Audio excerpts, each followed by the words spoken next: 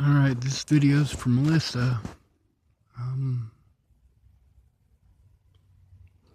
Yeah, I was in Centennial Peaks when I was a kid. My mom, she, wanted custody of me. I was, in the system in foster care, and my first foster home was great. Me and Rabbit were both in it. It was in, Scottsbluff, Nebraska. I was 3 or 4.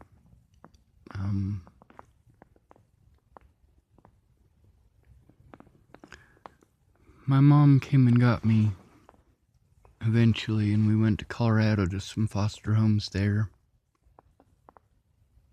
That first one was really nice, but some of the other ones, they weren't. So, I guess where do I start? Centennial Peaks, they put me on a lot of drugs. My first day there, there was another kid's file on the table, and I read the word schizophrenic upside down. My mom was there from a rehab center to sign some paperwork to give them permission to do whatever they wanted. She signed my life away. She couldn't stay off the drugs. My dad was in prison for 38 counts of cocaine possession with intent to sell.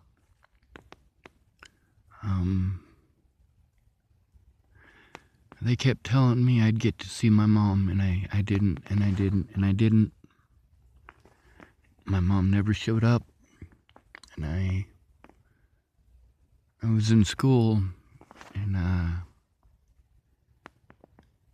was probably I was almost 6, I think, and I picked up a desk and I threw it at the teacher,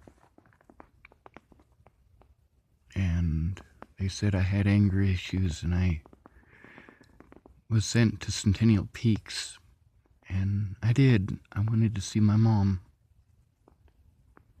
I was tired of the foster parents treating me badly. They didn't hit me, and they didn't sexually abuse me or anything like that, but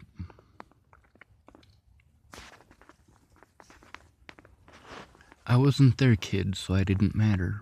I was there for them to get a paycheck, and it was definitely that way. So I read the word schizophrenic upside down. They realized that first day at Centennial Peaks that I was highly intelligent. But people aren't nice to intelligent kids, and they slammed me to the floor for sleeping that first day.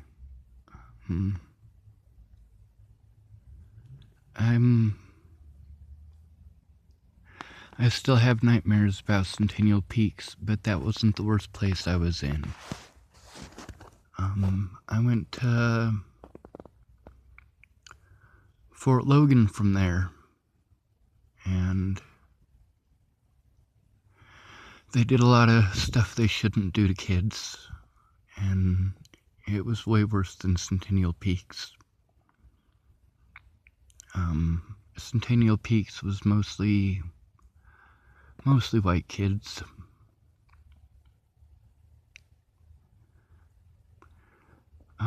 Fort Logan, when I was there, it was mostly minority kids, and they hated me from the day I walked in the door. At Centennial Peaks, they had me on 13 pills for my morning regimen, and those pills messed me up. They made me so I couldn't think, I couldn't function, I couldn't comprehend what was going on. They made me angry, and they made me suicidal, and I tried to kill myself, you know. When I went to Fort Logan, I was raped by one of the other kids. He was in there for being raped by his dad.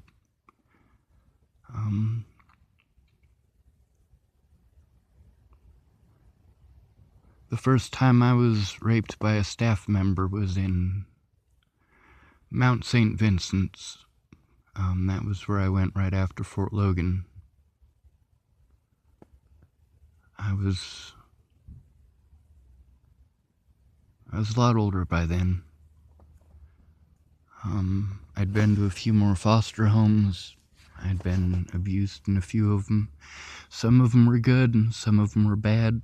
Some of them I was beaten, some I was raped, some I was neglected. And some of them were really nice, but it's the temporary foster care system. You only get 2 weeks per foster home. And,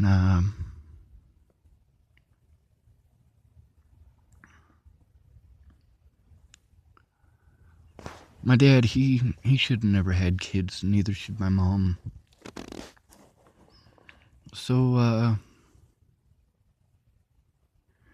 I learned at a very young age that you can't speak out. You take the pills or they hurt you for not taking the pills. You're not allowed to raise your voice, you just have to take it. Or you go to the timeout room and they strap you to the bed and they inject you with the drugs. When you try to turn in a staff member, they treat you like you're crying wolf. You must be lying because you're mentally ill, and no staff member would do a thing like that. Meanwhile, we got hundreds of examples since then of them doing exactly that. But they wouldn't listen to me. I'm shaking.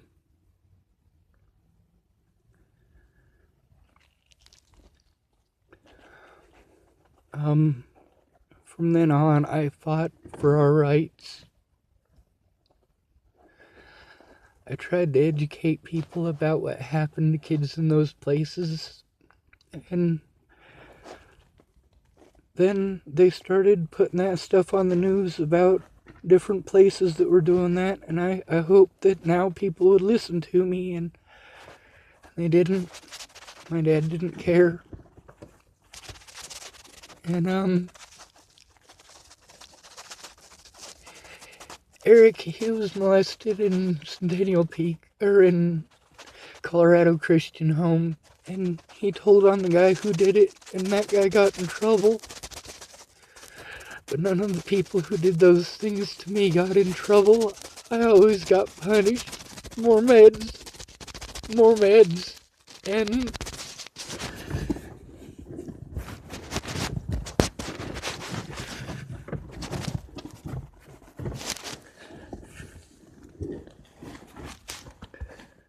so, I spoke out. I couldn't speak out anymore. I accepted it. I just took the abuse. I was glad to be with my dad. He wasn't as abusive as the system.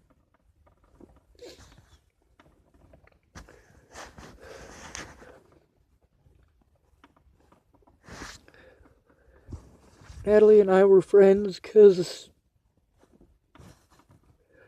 nobody else really understood the system. She'd been in it. When you're a pretty girl, people want to give you attention.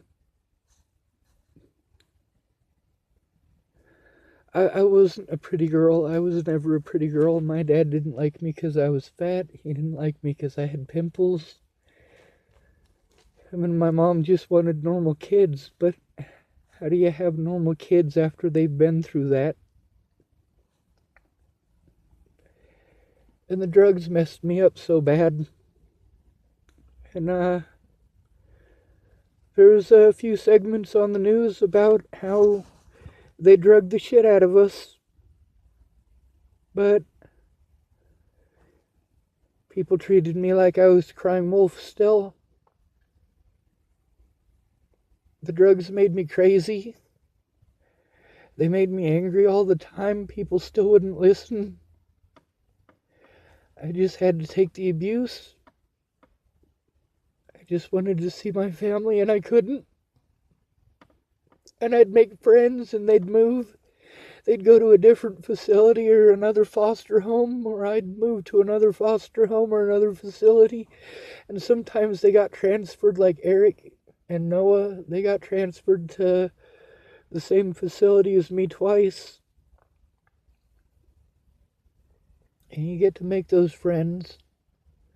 And sometimes those kids that would hate me in one place, when I saw them in the next place, they were just glad to see a familiar face. You know? So we were friends because I was the only person they knew. And sometimes they'd get to that new place and they'd try to become popular by telling stories about me.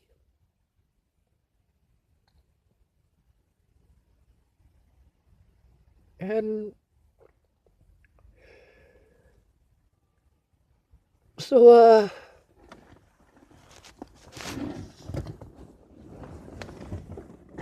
you know about the classes, I'm sure. You go to the sex ed class that's different from the ones in regular schools. The ones about how to identify abuse and abusers. What to do if you're abused. And then you do those things that they say to do, and they don't do any good. They say if one of the other kids is doing that, you tell a staff member, and you tell a staff member, and they go and have a talk with the kid who's doing it. So him and his buddies do it now. They gang up on you and call you a narc and a tattletale, and they try to do it a lot more secretive then.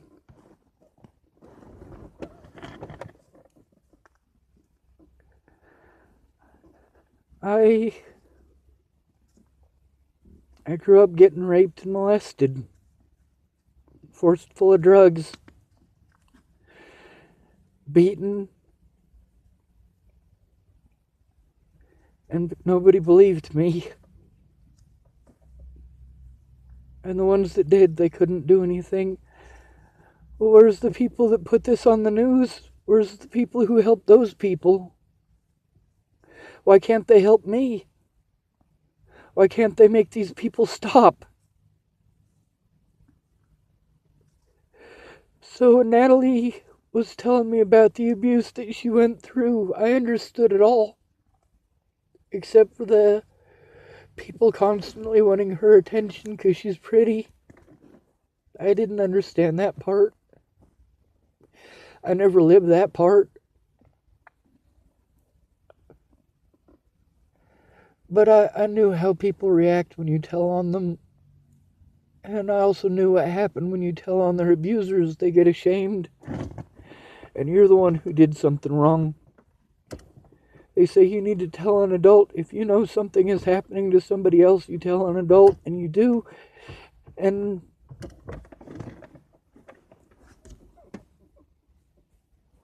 they hate you for it. So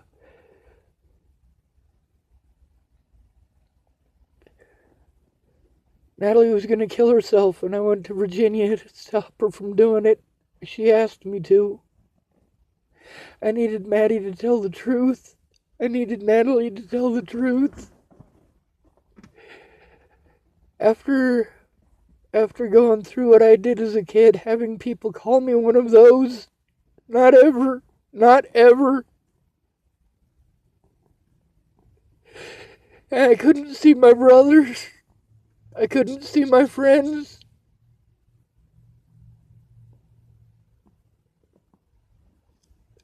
I tried to get everybody I could to help, but they just kept brushing me off. And it's all in texting. I needed to hear their voices. I needed some positivity in my life. Like, these people remember who I was, you know? But I'm not like that when I can't see my loved ones. Because I know that alone people can do whatever they want. They call me mentally ill. They use the things that were done to me for speaking out. When you speak out against a staff member, they get to tell their story and you don't get to tell yours. And then they get to use that story the next time to prevent you from telling yours and to punish you further. Give you more drugs, diagnose you with more shit because the drugs fuck you up. And you're alone. You're always alone. There's no outside. You're just locked up. And they had them magnetic locks. If you run into them hard enough, they open. I just wasn't big enough to open them. Other kids did. When I went to Virginia, Natalie knew I was coming. I was in contact with her the whole time I was on the road. 5 whole days I was on the road. We were in contact the whole time. When I got there, I let her know I was coming over, and she said, "You can't. My mom won't understand."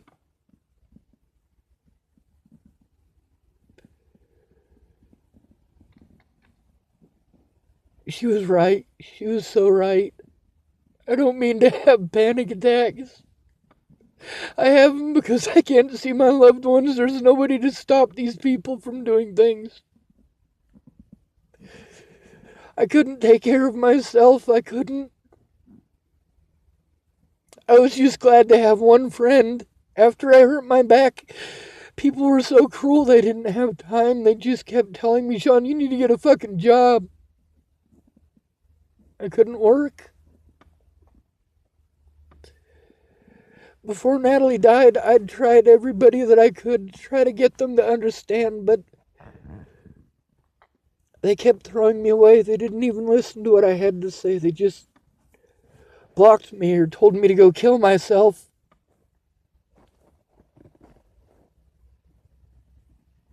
I just wanted to see my brother. I wanted to see my friends. I wanted to see Mobley and Christine.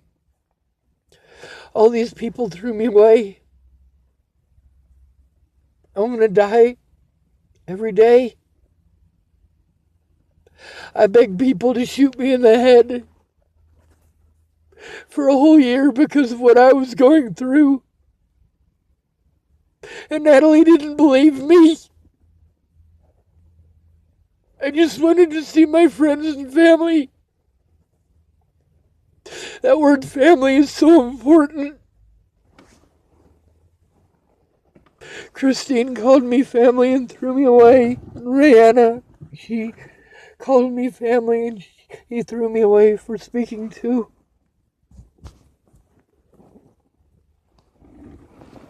I didn't want to do any of this. I didn't want to expose any of this. I tried to get a hold of Natalie's mom. That was December 9th of 2017. I let her know what was going on. She didn't even read it. I was being called a rapist and a child molester. I tried to explain to Natalie and Alicia and Maddie that I was getting treated like a child molester. They didn't give me the opportunity to spell out for them what that means. What people do to you. How you don't get an honest chance. How people assault you. And I knew that Ted had done that. So I turned his ass in. I used it as a weapon. I wanted Natalie to understand how badly I was being hurt. That these things were actually happening.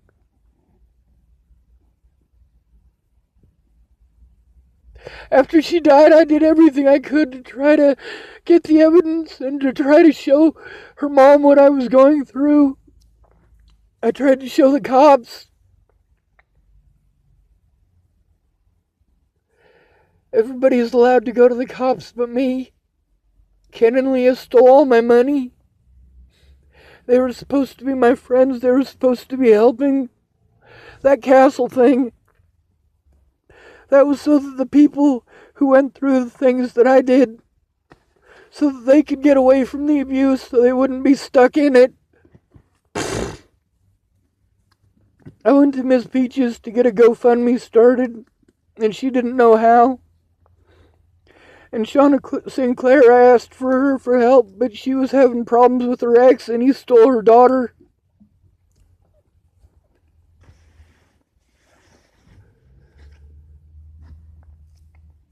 I kept hoping if I spoke out, somebody would care, but when you're homeless, they don't care. When you're a kid, they don't care.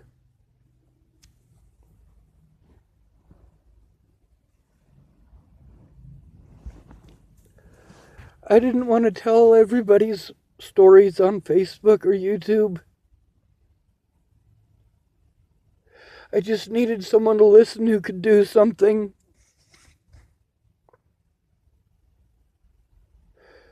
Her mom wouldn't listen.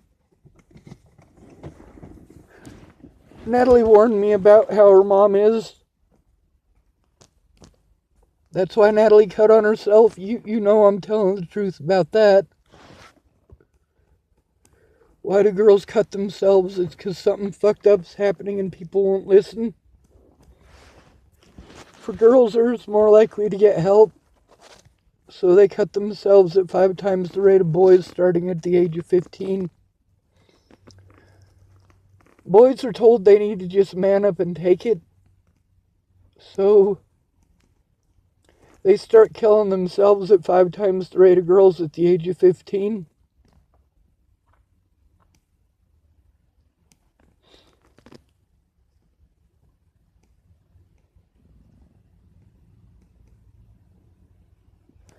I told these stories because I needed help. I needed people to understand. Natalie, when she was texting me the day I got served the protection order, she asked me what assaults. Like I should have to spell it out for her that I was... Yeah, that's part of being treated like a child molester.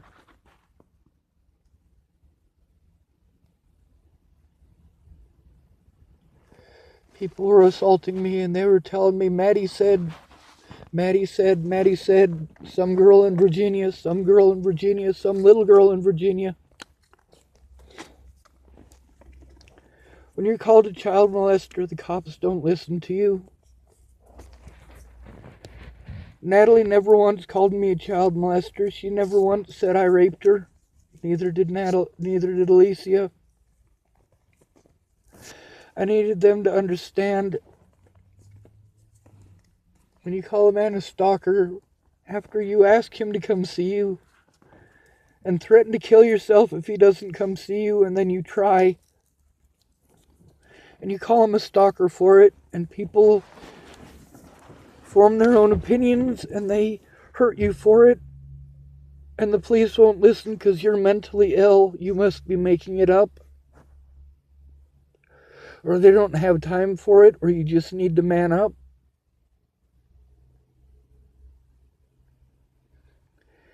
And just like when I was a kid and they wouldn't let me see my mom, I screamed loud. Let me see my loved ones, please. But they wouldn't. I tried to show everyone what was going on. I tried to show her mom. I did everything I could to try to show the truth.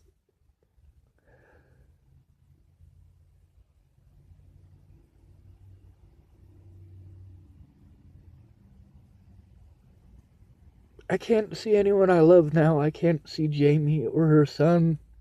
I can't see Eric. I can't see Mobley. I can't see you. I can't see Natalie. You know, I'm fine with not being able to see the ones that don't love me anymore. I'm fine with that. I left Virginia because I was... It hurt. It hurt a lot. But I was fine with not having Miss Jerry in my life, and Miss Lana in my life, and Miss Amanda, and Miss Jenny, and Tyler, and Natalie, and Alicia.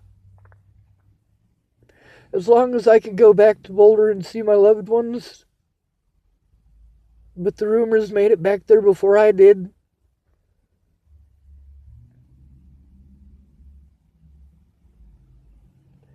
People kept telling me to go to the cops. They don't understand what that's like. People keep telling me to go in and fill out a report. They don't understand what it's like. They don't understand crippling panic attacks or the fact that I don't have the resources. I'm constantly worried that the cops are going to come harass me for something, because they do. I'm worried that if I show any sign of depression in public, that they'll show up, because they often do. And they treat me like I'm going to hurt them, and they use that as an excuse to hurt me, and I'm not interested in hurting anyone. But I wasn't allowed to show that, and people wouldn't speak up for me who knew me better than that. They couldn't show up in court. They couldn't nothing. And yeah, it all started at Centennial Peaks.